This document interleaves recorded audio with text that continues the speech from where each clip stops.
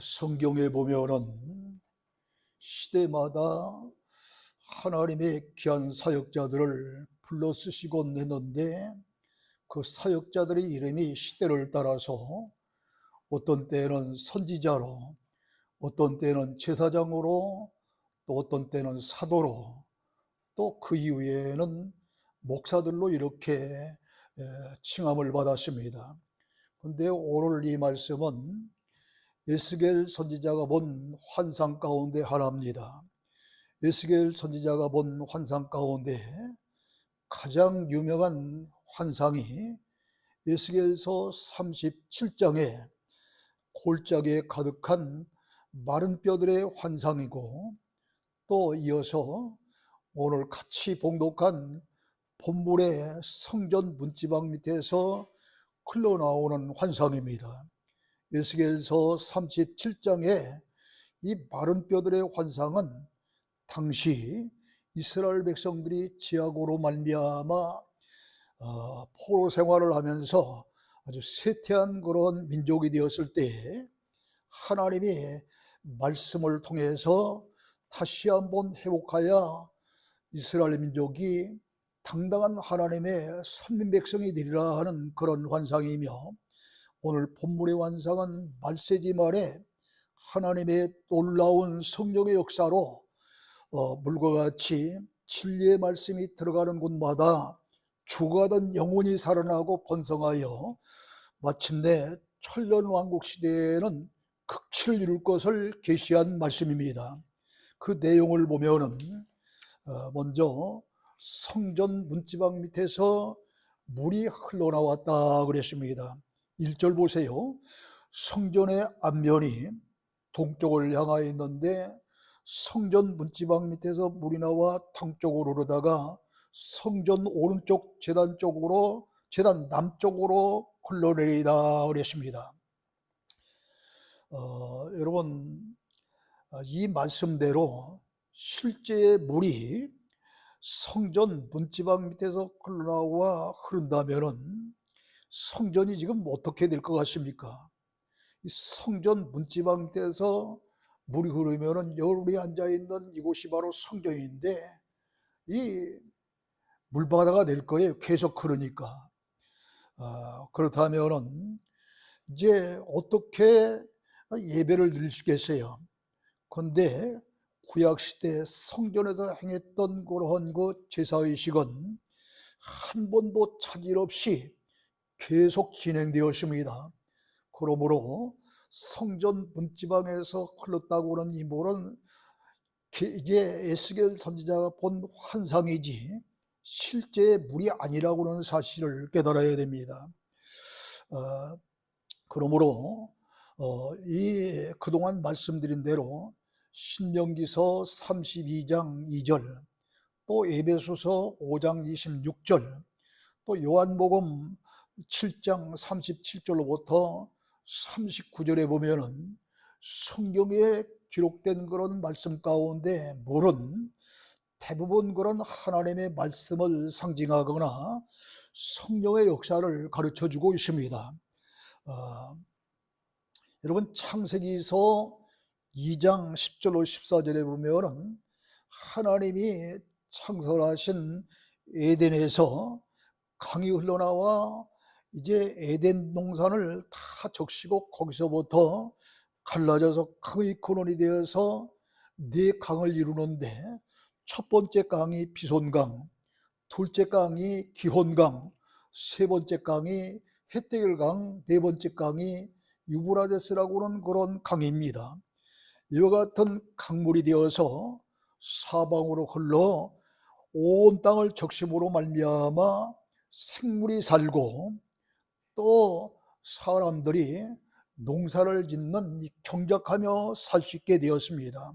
그러므로 이 강물도 에스겔서 47장의 성전에서 흘러나온 물처럼 생명을 살리는 물로 영적으로는 성령의 역사를 통해서 온 세상 만민을 살리려고 하는 그런 말씀인 줄로 믿습니다.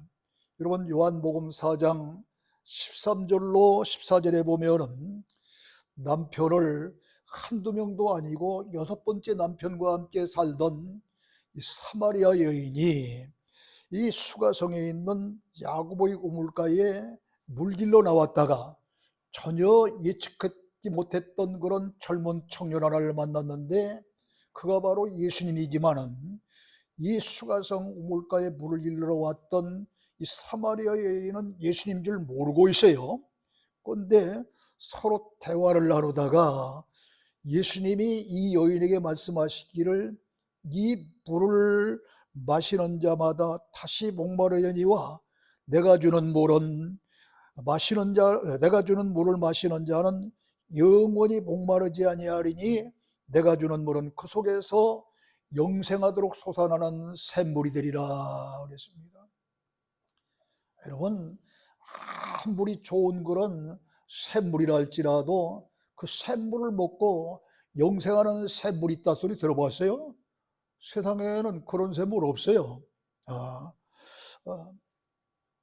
실질적으로 또 예수님이 말씀하신 그대로 이 내용을 이야기한다고 한다면 사마리아 여인에게 그런 거 실제의 물을 준 적이 없어요. 다만 죽어가는 영혼을 살릴 수 있는 생명수와 같은 하나님의 귀한 말씀을 주셨을 뿐입니다.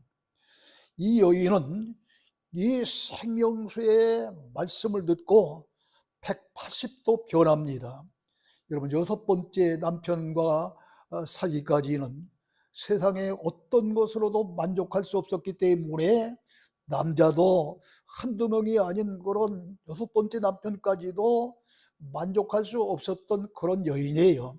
그런 여인이 예수 그리스도께서 전해주시는 생명의 말씀, 영생의 말씀을 듣고 나서 그의 삶이 완전히 180도 변합니다.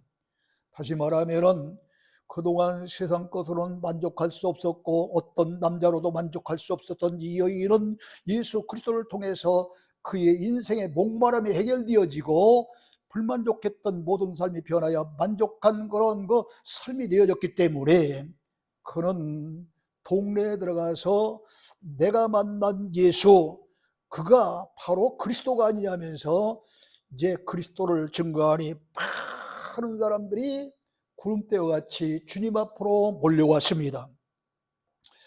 이 모습이 바로 말씀을 받은 자의 참모습인 줄로 믿고 여러분도 의의 말씀을 받은 자다운 전도의 삶을 사시기를 주의 이름으로 축원합니다. 이렇게 말씀은 죽어가는 생명을 살리기 때문에 요한복음 6장 63절에 살리는 것은 영이니 육은 무익하니라 내가 이른 말이 영이요 생명이라 그럽니다. 이게 예수님의 말씀이기 때문에 예수님이 하신 말씀이, 예수님이 주신 말씀이 곧 사람을 살리는 영이 되고 생명을 살리는 그런 영이 되리라는 그런 말씀입니다. 주님께서 주신 말씀, 곧 진리의 복음이 살리는 그런 영의 말씀이라는 겁니다. 그러므로 살리는 물은 진리의 말씀인 바로 의의 말씀이 생명을 살리는 그러한 말씀인 줄로 믿습니다. 그런데 성전에서 흘러나오는 이 말씀 가운데는 이렇게 생명을 살리는 물만 있는 것이 아니라 그 반대로 생명을 죽이는 물이 있어요. 이것 때문에 큰 문제인 겁니다. 앞서 말씀드린 대로 죽은 영혼을 살리는 생수의 말씀인 진리의 복음이 흘러나오는가 하면 다른 복음이 흘러나온 성전도 있기 때문입니다. 갈라디아서 1장 6절로 7절에 보면 당시 갈라디아 교회에도 예수님이 가르쳐 주시고 또 그 예수님의 가르침을 받은 그러한 사도들 가운데 특별히 이 사도 바울이 전해준 그런 복음이 아닌 다른 복음이라 일컫는 그리스도의 복음이 아닌 비진리를 전하는 자들이 은근히 언젠가 침투해서 교인들을 교란케 했습니다. 이를 심각하게 여긴 사도 바울은 8절에서 이렇게 말합니다. 우리나 혹은 하늘로부터 온 천사라도 우리가 너희에게 전한 복음 외에 다른 복음을 전하면 저주를 받을지어다 그랬습니다. 그런데 오늘날도 기독교의 진리가 심각하게 도전을 받고 있습니다. 예수님 외에 다른 것으로도 구원받을 수 있다고 그런 주장이 있기 때문입니다. 그래서 다른 복음을 전하는 자들 가리켜서 고린도후서 11장 13절에 보면은 그런 사람들은 거짓 사도요 속이는 일꾼이요 자기를 그리스도의 사도로 가장하는 자들이니라. 사탄도 자기를 광명한 전사로 가장하나니 그러므로 사탄의 일꾼들도 자기의 의의 일꾼으로 가장하는 것이 또한 대단한 일이 아니니라 그랬습니다. 이렇게 그 옛날이나 지금이나 거짓 그리스도의 일꾼들이 있다는 것입니다. 다시 말하면은 올바른 목사만 있는 것이 아니라 거짓 목사, 잘못된 개 같은 놈들이 있다는 거예요 지금. 목사 가운데 이게 심각한 거예요 이게 지금. 세상에 어제 여러분 뉴스를 들어봤지만 세계 역사상에 없는 대한민국에서도 처음인 현직 대통령이 지금 구속당했습니다. 누가 잘못인지 저는 이야기 안 해요 그런 얘기. 그런데 저 소강성 목사 같은 사람은 완전히 민주당이 되어져서 윤석열 대통령은 아주 못된 대통령이고 이재명만이 애국자다 그럽니다. 그런데 광화문에서는 전광훈 목사가 윤석열 대통령이 애국자고 이재명이는 아주 못된 놈이다 그럽니다. 이처럼 목사들이 갈라져 있어요. 우리는 이재명이니 윤석열이 옳은지 그건 역사가 심판할 일이지 목사들이 심판할 일이 아니에요. 그렇잖아요. 우리는 항상 어느 당이 됐던 또한 어느 사람이 됐던지 간에 그가 진리의 편에 바로 서 있고 정의의 편에 바로 서 있으면 윤석열이 그러면 윤석열이고 이재명이 그러면 이재명인 겁니다. 당을 떠나서. 이 때문에 어느 당이 아니라 어느 사람 편이 아니라 정의의 편을 들 수 있고 진리의 편을 들 수 있는 저와 여러분 되시기를 주님으로 축원합니다. 이런 그 그리스도 이데아인데 이게 지금 잘못되어 가고 있는 거예요. 그런데 복음도 그런 거예요. 잘못 이야기하고 있는 거예요. 교회에만 오면은 헌금하면 복을 받는다. 헌금해서 여러분 복 받았어요? 그러니 많이 하라. 이게 많이 해서 복 받았어요?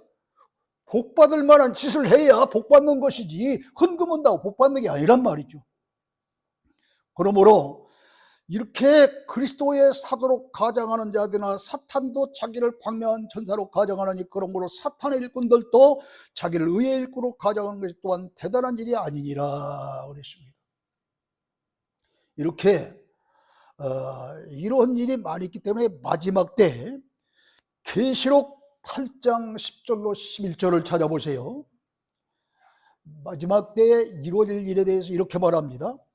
계시록 8장 10절로 11절에 보면 하늘에서 큰 별이 떨어져 강들의 3분의 1과 여러 물샘에 떨어지니 이 별 이름은 쓴쑥인데 별 이름이 뭐 금성이니 뭐 혹성이니 토성이니 뭐 이런 그렇게 별 이름이 아니라 이 별 이름은 뭐라고요?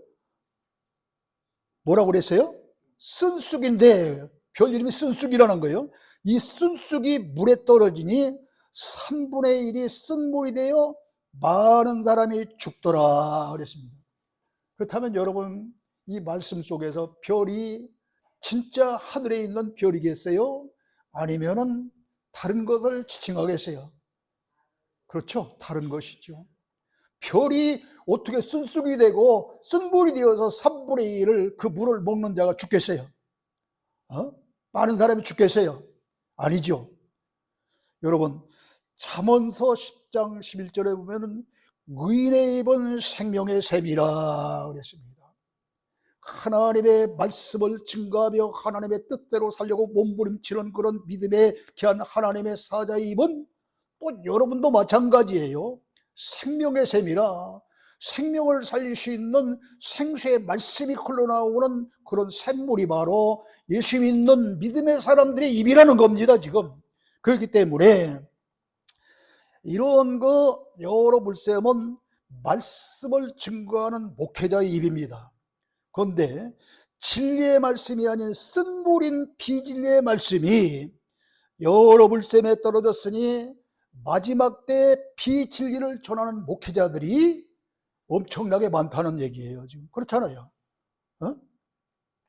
이 쓴물이 여러 샘물에 떨어졌어요. 이 샘물이 잠언서 10장 11절에 이 말씀을 증거하는 목회자의 입이라고 한다면 그 물이 여러 목회자의 입에 떨어졌다 이 말이에요. 그다시 그 말씀을 또 전하는 목사님들의 말을 듣고서 영혼이 죽은 자들이 많아졌더라 그랬으니 마지막 때에 잘못된 목사들이 비진리의 말씀을 들고 서 있는 목사들이 많다는 얘기 아닙니까? 여러분이 잘 깨달아야 됩니다. 마지막 때는요, 죽고 사는 문제가 이 말씀을 통해서 있기 때문에 잘 깨달아야 돼요.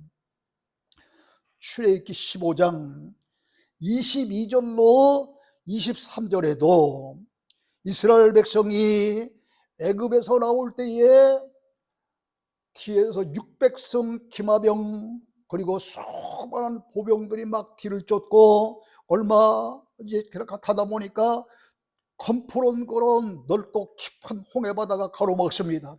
앞으로도 더 이상 갈 수 없고 뒤로서도 물러설 수 없는 소위 진퇴양난의 위기에 처했을 때에 얼마나 그 쫓김을 받는 이스라엘 백성들이 애간장을 타면서 홍해바다를 건넜겠어요.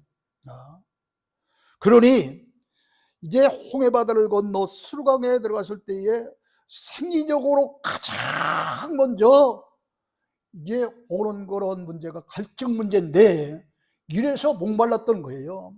그래서 목이 말라서 수르강에 들어갈 때마다 사흘 동안 물을 찾아 헤맸는데 겨우 한 곳에 가서 샘물 하나를 만났습니다. 그래서 그 샘물을 먹어보니 도저히 마실 수 없는 쓴물이어서 소위 그 쓴물이라는 뜻을 가진 마라라 그렇게 그 샘물 이름을 이렇게 말했습니다. 그때 모세를 쫓아나온 그런 백성들은 여기 와서 우리를 죽이려고 그랬느냐고 원망합니다. 불평합니다. 그때 하나님 앞에 간절히 기도하니까 샘물 곁에 있는 나무알을 취하십니다. 그래서 모세가 그 나무를 그 샘물에 갖다 집어넣으니 그 위에 그 물을 다시 떠서 마셔보니 쓰디썼던 그런 물이 단물로 변화해서 저들의 목마름이 해결된 줄로 믿습니다. 이 쓴물을 단물로 변화시킨 이 나무는 바로 일찍이 하나님께서 죄비에 놓으신 예수 그리스도를 상징하는 생명나무였습니다. 그러므로 쓴물은 곧 비진리의 말씀은 예수님을 바로 증거하지 않는 그런 가짜 복음이라고 하는 사실을 우리들이 깨달아야 됩니다. 지금도 이 쓴물과 같은 그런 비진리가 많은 강단에서 선포되기 때문에 진리의 말씀인 의의 말씀을 받은 저와 여러분이 제2, 제3의 사마리아인처럼 의의 말씀을 전해야 될 줄로 믿으시기를 주님으로 축원합니다. 그러므로 이번 화요일 여기 앞에 보고 크게 읽어봐요. 앞에 뭐라고 써있나? 시작. 아멘.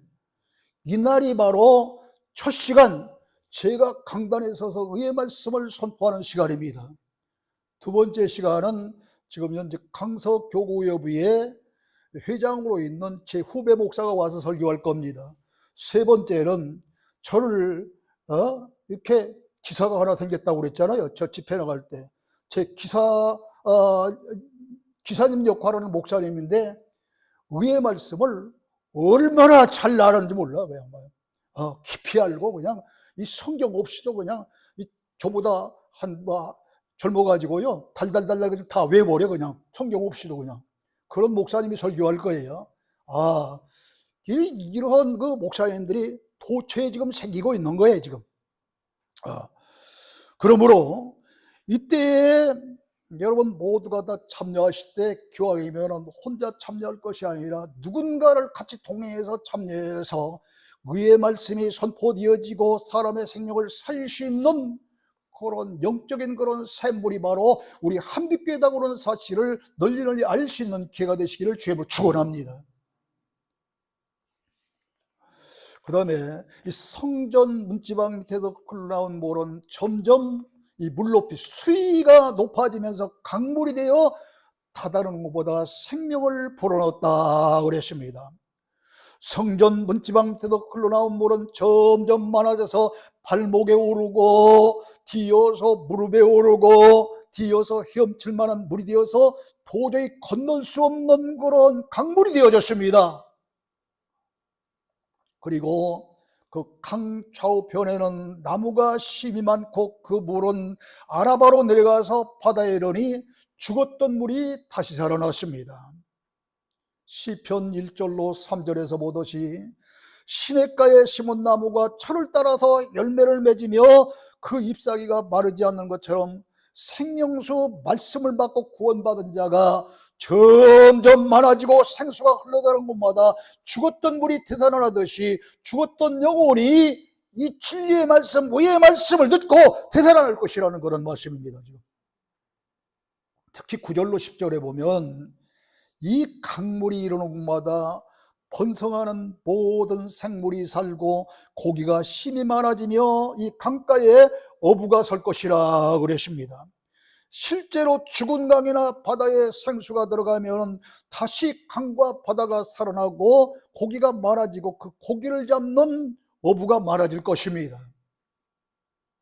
마태복음 4장 19절에 보면은 예수님께서 갈릴리 해변을 지나시다가 베드로와 그의 형제 안드레를 만납니다.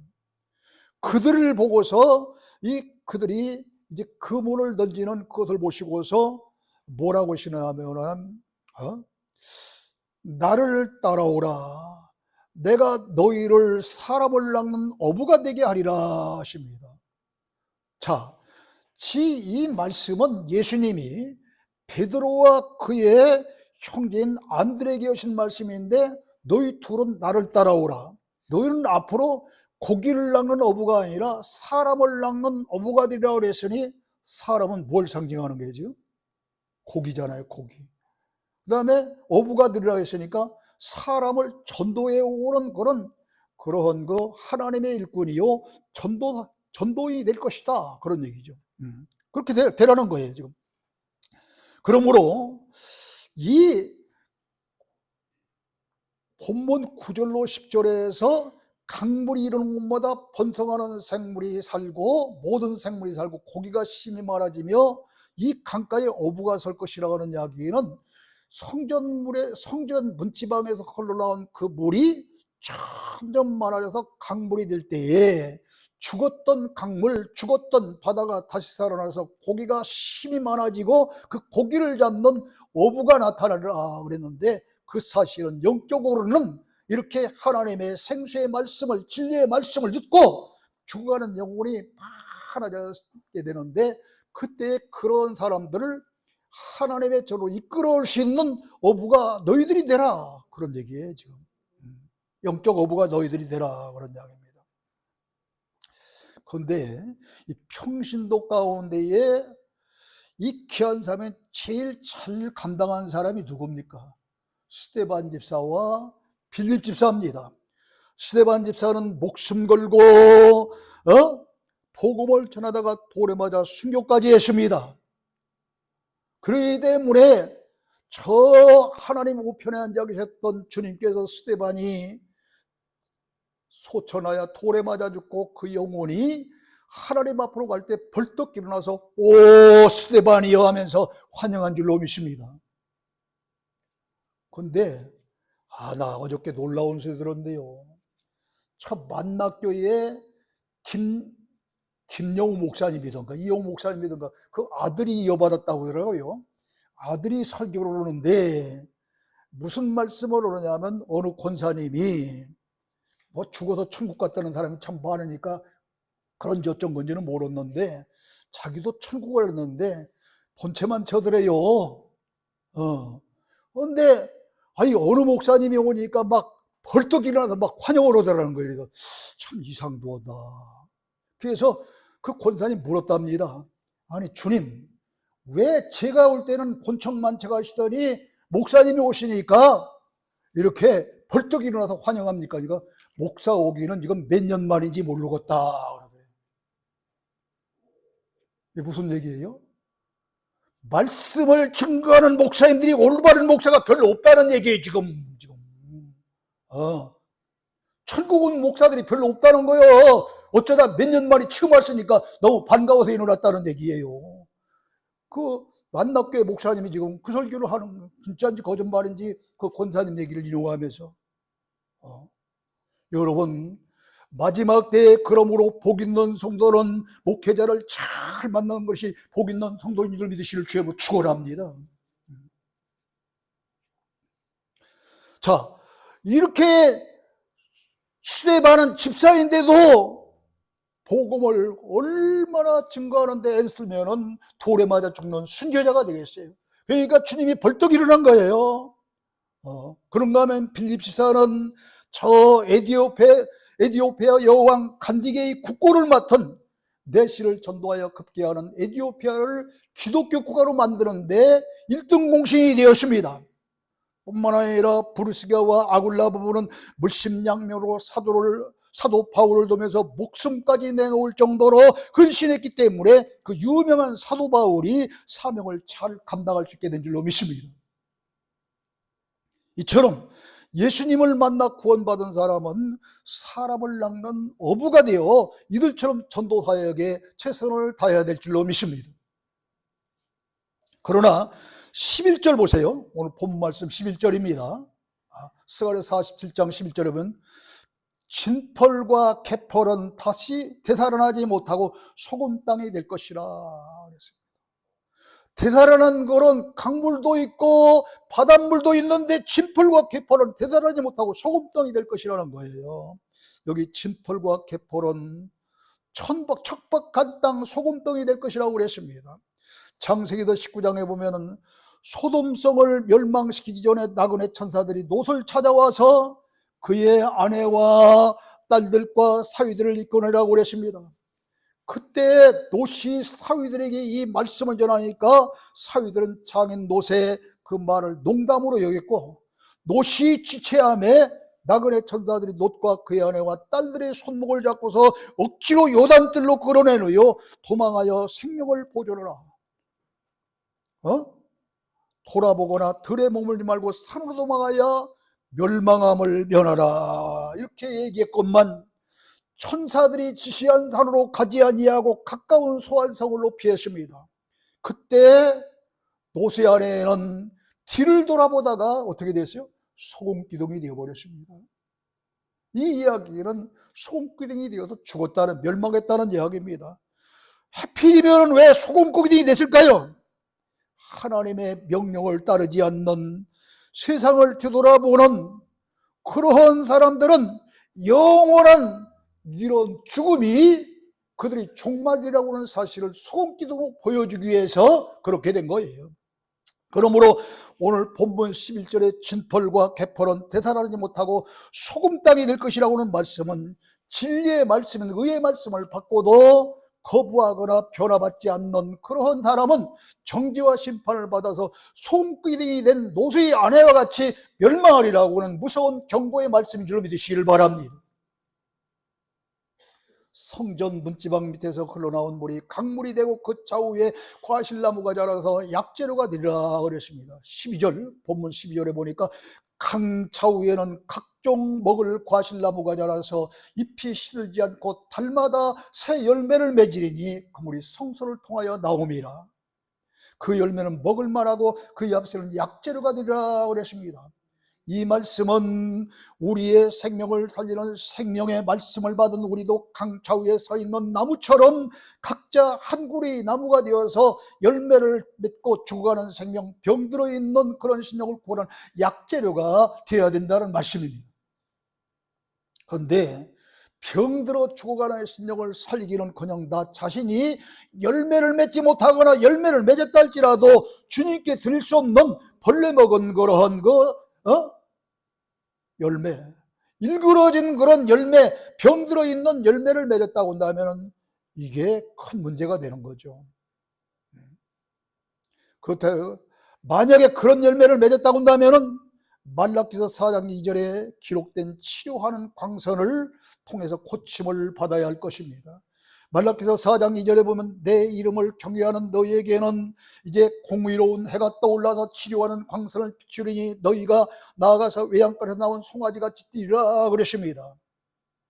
자, 이 치료하는 광선은 의로운 그런 해가 떠올라서 치료하는 광선을 비추려고 그랬는데 아무리 저 두둥실 떠 있는 햇빛 가서 쪼여도 뭐 비타민 D를 받아서 몸이 좀 좋아질지는 몰라도 치료 안 돼요. 병들어서. 이것은 시편 84편 11절에 보면 나 여호와는 해요 방편이라 그랬으니 의로운 해인 해는 바로 하나님, 의로운 그런 하나님의 힘을 말씀하고 있는 거예요. 그 하나님을 만날 때에 고침받는 놀라운 역사가 일어나리라고 그랬습니다. 그러므로 이제 좋은 열매를 맺을 수 있는 광차우에 서 있는 약재료가 될 수 있는 나무가 되어져서 다른 사람들을 살려낼 수 있는 그런 우리들이 되어야 될 줄로 믿습니다. 본문 1절에 보면 성전의 앞면이 동쪽을 향했다 그랬어요. 상징적으로 동쪽을 향한 이유는 이 하나님의 빛을 받기 위함이죠. 그래서 이스라엘 백성이 광야 생활을 할 때 이 동안에서 성막을 지었는데 그 성막도 동쪽을 향했어요. 가나안 땅에 들어와서 성전을 졌을 때도 역시 이들은 이제 솔로몬 성전도 예루살렘 성전도 다 동쪽을 향했습니다. 그 이유는 에스겔이 본 환상도 성전의 정면이 동양이었던 그 이유는 이렇게 하나님의 성전이 해가 떠오른 동쪽을 향했듯이 성도들도 항상 해와 같은 하나님을 경외하며 생수의 말씀인 의의 말씀을 받아야 내 영혼이 살고 아름다운 좋은 열매를 맺으면서 다른 사람들까지 영혼까지 살릴 수 있는 가장 귀하고 중요한 일을 하게 된다고 하는 사실을 우리들에게 보여주고 있는 그런 말씀입니다. 사랑하는 성도 여러분, 오늘 또 주신 말씀을 잘 새겨 깨달을 수 있는 지혜 있는 성도들이 되시기를 바랍니다. 그리고 하나님이 기뻐하시는 삶, 우리의 신랑 되실 예수님을 기쁘시게 하는 삶을 살다가 그날의 주님과 혼인잔치 자리에 들어갈 수 있는 그런 여러분 다 되어서 영원한 천국에서 눈물도 아픔도 슬픔도 없는 그런 즐거움과 기쁨과 평안이 있는 그런 영생을 누리시는 여러분 다 되어지기를 주님의 이름으로 축원합니다. 하나님 아버지 은혜를 진심으로 감사합니다. 오늘 에스겔서